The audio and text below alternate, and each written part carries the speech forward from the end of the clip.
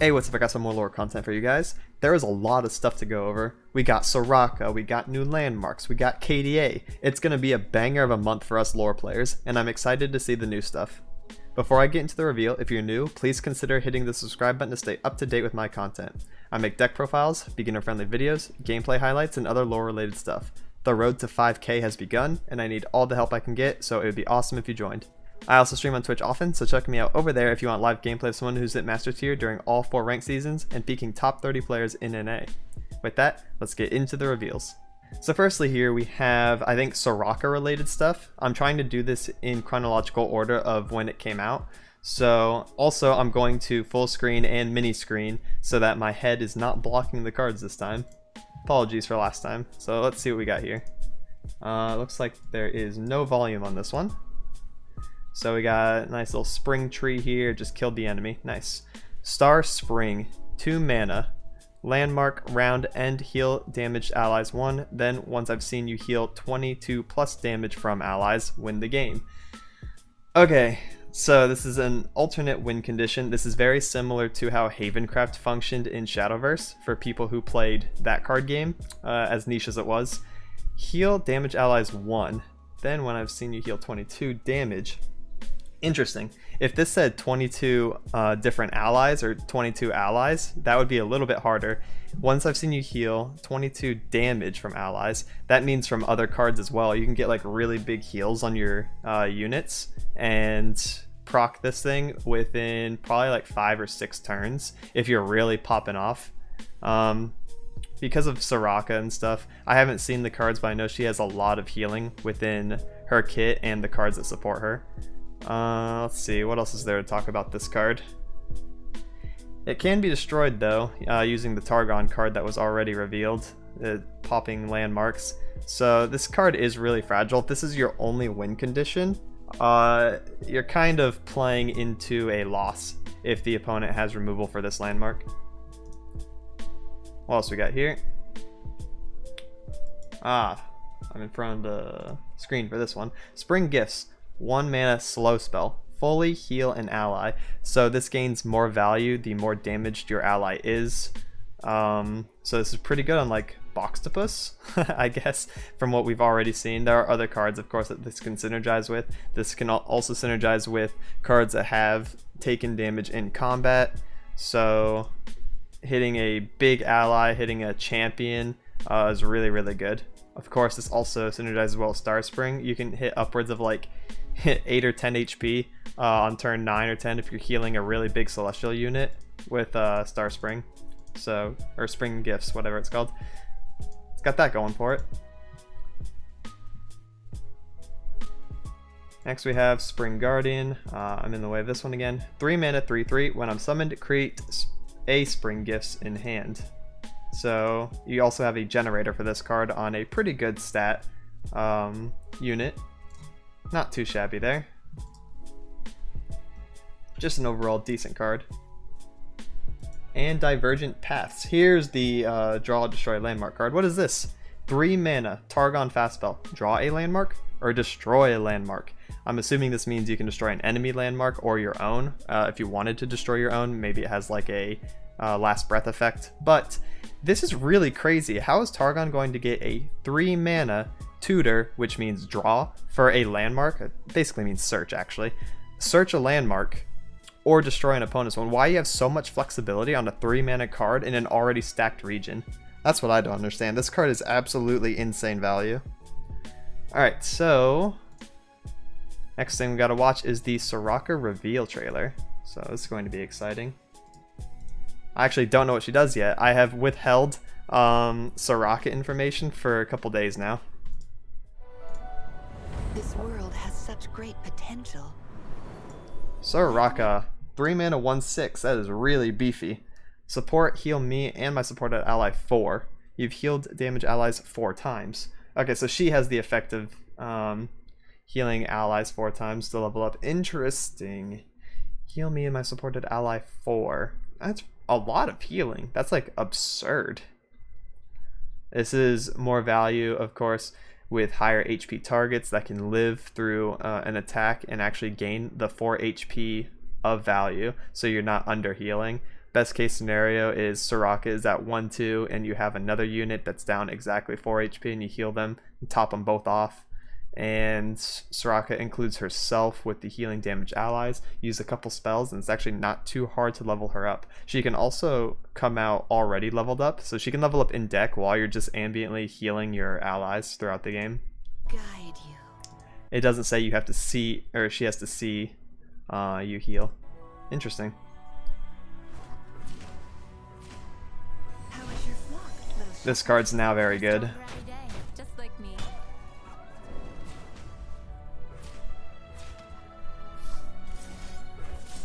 Go no further.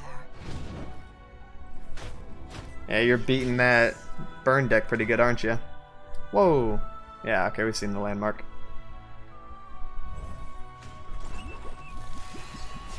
Oh my god. Possibilities are infinite. Alright, 3 mana, 2/7.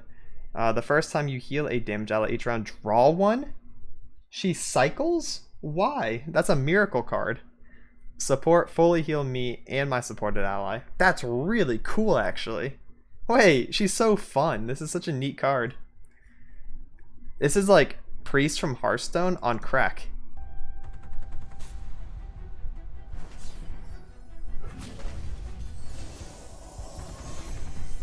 Yeah, I got the draw, and the landmark is popping off. By the power of the stars. The opponent's like, bro, I literally just can't play. I don't have enough damage for this. Rejoice. 4 mana, 3/4. When you heal a damaged ally, give it elusive this round. So it's just a passive effect. You can give anything elusive if you combo it with Stargazer. 4 mana, 3/4 is good enough stats. I like that it's defensively statted. 4 HP is nice. To see you, Soraka. It can still trade into a lot of things as well with the 3 attack. It's actually a really good stat line. Oh yeah, let's give things overwhelm and elusive. That sounds great. That sounds great.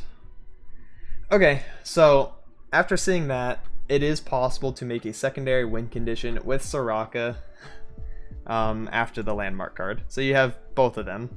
Soraka value and cycling through your deck with the draw on top of the landmark. And you can play multiple landmarks. So yeah, okay, she's pretty good. She's pretty good.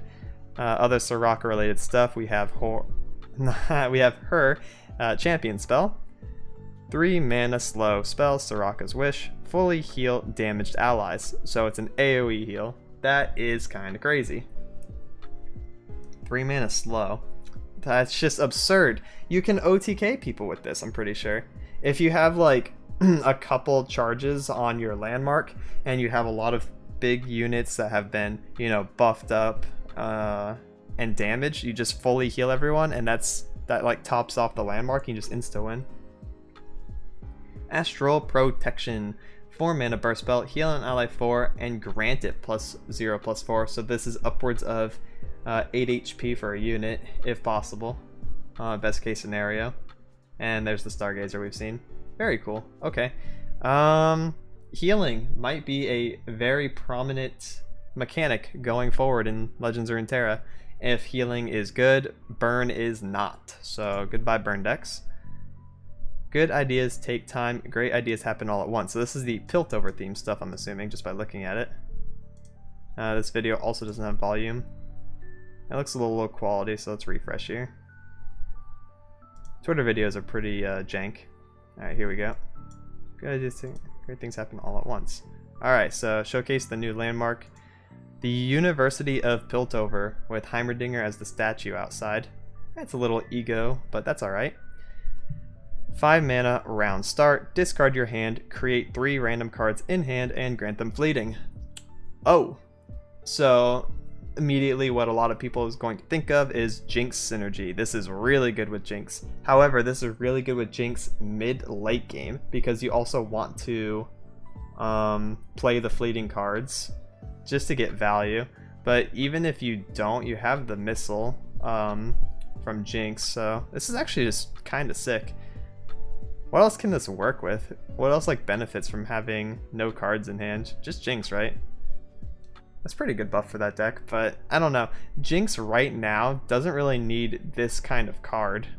He can get stuck in hand.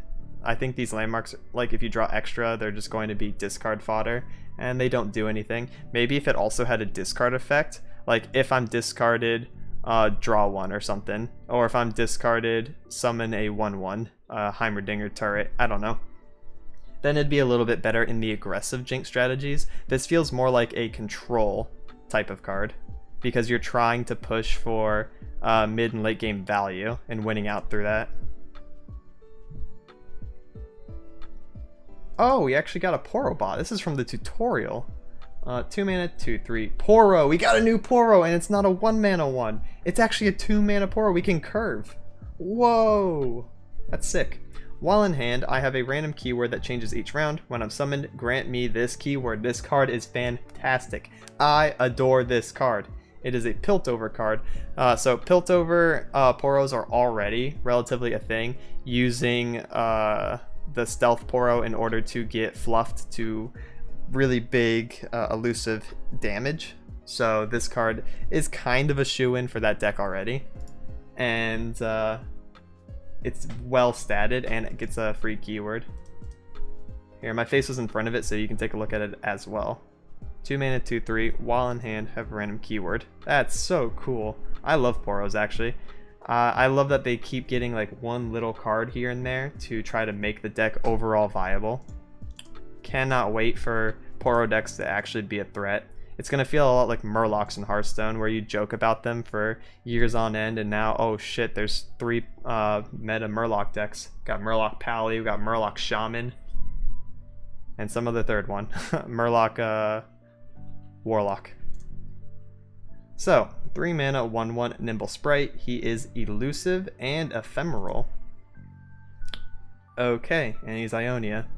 It's another elusive for Ionia, but it's a pretty weak one. It's also ephemeral, so I guess he's going to be a buff target. You can death mark him. Honestly, I don't know what he's supposed to do off the top of my head. I'm not super good at combo driven thought processes, like without taking some other cards into consideration, so I'm probably not giving him enough credit. There's probably a game-breaking combo out there for him, and that's why he's being released. 3 mana, 1/1 elusive ephemeral. Alright. Who we got here? We got Trevor Snoozebottom. So this is me IRL. I literally wear pajamas and walk around the house with a pillow, and I look just like this, so it's pretty good. They actually put me into the game. They called me up and said, yo, we're gonna model you for a card because your content is just such banger quality, so send us a picture. And I did, and this is what they got. Alright, all jokes aside, support. Create an attacking Mumble Sprite with my supported ally stats. That's where he comes in. Okay, so Trevor over here generates Mr. 3 mana 1/1 with elusive ephemeral, and create an attacking Mumble Sprite with my supported ally stats. And whoever he's supporting is going to give that Mumble Sprite big boy stats. That's really cool. So you can support the raccoon 4 mana 3/3 that when he's supported he gains HP, and you can give him a bunch of HP, and you can give him a bunch of attack, and this is just kind of gonna get out of control in the support archetype. However, he himself is a 3 mana 0/3. That's really bad, of course, especially if you're going to attack with him. The opponents can kind of just kill him off for free by turn 3, so we'll see what kind of value and what kind of cheeky elusive damage you can get in. Probably late game. This is probably going to be a finisher card rather than a turn 3 body, so let's see what else we got. We got Nopify. Sounds very Lulu-esque. 2 mana fast spell. Stop a fast or slow spell that costs 3 or less. Huh? They reprinted Deny, but it doesn't deny skills, and it has to be a 3 or less spell. Oh. But why Ionia? Ionia doesn't need Deny plus Nopify plus Whimsy plus Will of Ionia. There's so many tech cards. There's so much like removal and just annoyance. This is kind of cool though. Okay, so the part I do like is now you can run 2 Deny and 2 Nopify. so you can kind of have like decent cover of both. You don't have to hard commit to either one, because Deny can cover the things Nopify can't hit, and Nopify can hit things that you don't want to hit with Deny, right? Because of course Deny is a 4 mana spell. You want to hit a spell that's being cast that's 4 mana or higher, so you at least trade 1 for 1 in terms of resources, or you trade up. You don't ever want to hit like a 2 mana spell with Deny. Like if you ever have to deny Make It Rain, oh, that feels so bad. That's where Nopify is going to come in, so they can kind of cover each other's cost and resource value. I actually like it in that sense. However, I think that's really, really strong and adds even more flexibility to Ionia, which it already wasn't lacking on. Alright, next we have some more landmark stuff, some more Demacia stuff. I actually don't know what any of this is. This was just tweeted today, so I have no idea what this is. I think it's the Noxian landmark, yeah? Yes, it is. Noxcria Arena, 5 mana landmark, round end, your strongest ally and the weakest enemy strike each other. Whoa! Okay, there was a card in Hearthstone that did something similar to this. I don't know what it is off the top of my head, but it sounds very familiar. Your strongest ally and the weakest enemy strike each other. That's so sick. I actually really like this card. Thematically, it makes a lot of sense for Noxus. I love the arena theme. Oh, you have your champion just taking out your opponent's little shitter units. That makes me happy. This card's cool. It has strike synergy as well. I guess if you were going to play Noxus and Demacia, which is the Sin combo, you can get Garen to strike things. That's kind of cool.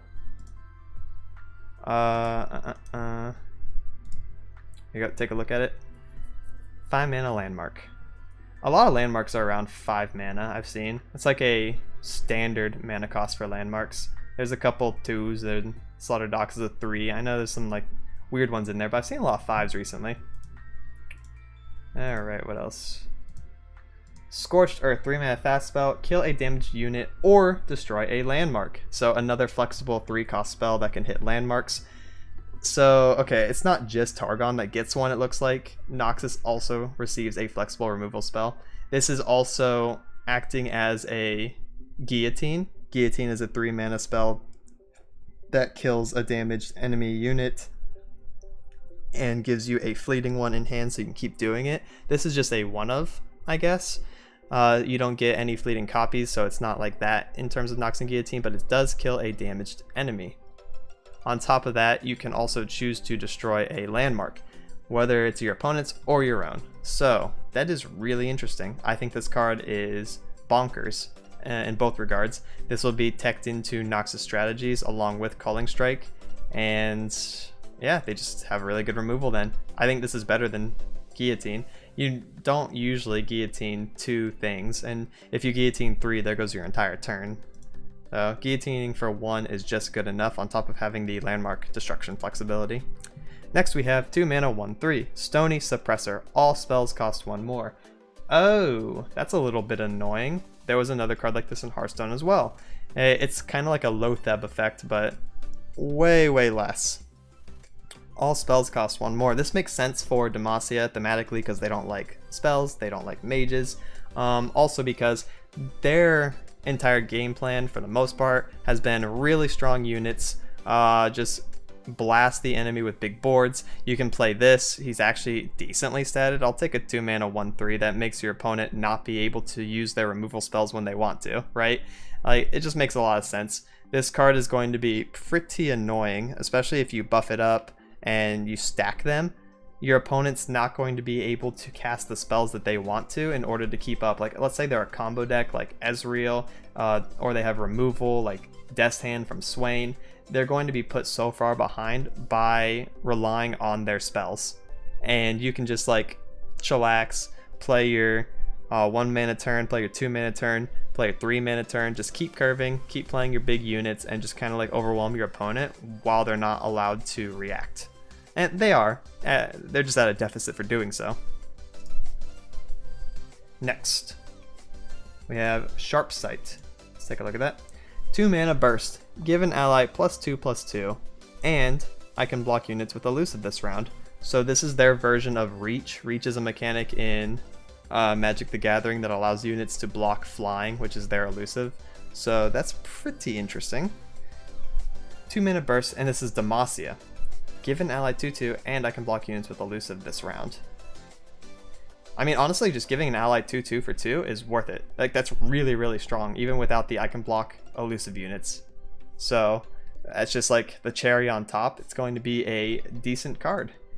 Of course, this has negative synergy with the card I just showed, with the spells costing more, because that affects you as well.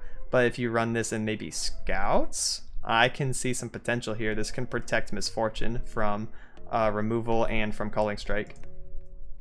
Especially if you pass turn 2. Like, let's say you play Sithir on 1, pass turn 2, play MF on 3. You have Sharp Sight mana. That's actually a really good buff for Scouts. We have a 7-mana 6/6 Dragon, another Demacia Dragon, another high-end card though. Not a lot of room for big boy dragons in the big boy dragon deck. We already got plenty of those. But this has Fury and this has Scout. Ooh, interesting. Scout Dragon.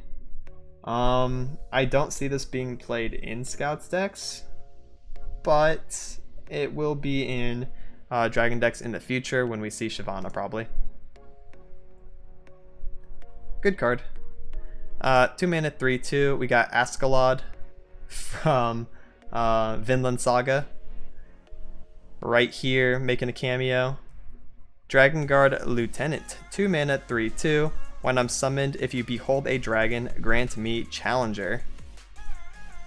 Wait, there's Shyvana. She's just right there in the background. Okay. Hi Shyvana, how are you doing? Making a guest appearance. When I'm summoned, if you behold a dragon, grant me Challenger. So behold is if the card is in your hand or in play, he gets Challenger. 2-mana 3/2 a Challenger is very good early game. You can hit 1-attack units that were played on turn 1, like Spacey Sketcher, like Dreg Dredgers, Omen Hawk, a lot of cool things. And then you can net positive and have a 3/1 after that. And he gets even more powerful if you buff him up. Egghead Researcher. 2-mana 1/3. When I'm summoned, create a random dragon follower in hand. Okay, that's really good actually. 2-mana 1/3 stats are just good enough. Dragons are defensive. They're trying to scale into turns 4 through 7 to make power plays. So he is a good defensive body. He can like just kill a couple like annoying early game units. He can even trade up into Petty Officer now after his nerf, and he gives you a resource. Ain't nothing wrong with this card. Nothing wrong with that at all. Kind of fits the game plan. Alright, that's it for that video.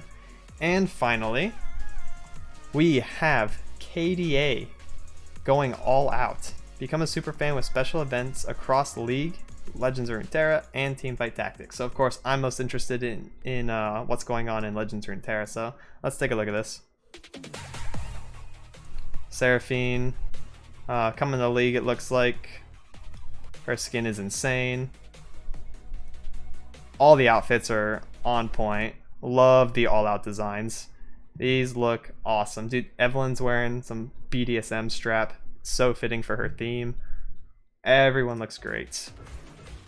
Whoa, okay, we got a KDA board in Legends of Runeterra right now. This is probably... Is this not a lab? This is like an actual board because we're playing Daybreak versus Nightfall here. KDA card backs. This looks amazing. This looks so cool. It's going to play the KDA music too in the background. This is a must-buy board. I'm telling you right now. Huh? Wait, why are these animations playing though? In Legends of Runeterra. Oh, it's a KDA card. They're releasing a new card. It's gonna buff all of your dudes or something? I don't know. I didn't get to see the effect. TFT. We got some Little Legends designs. Cute.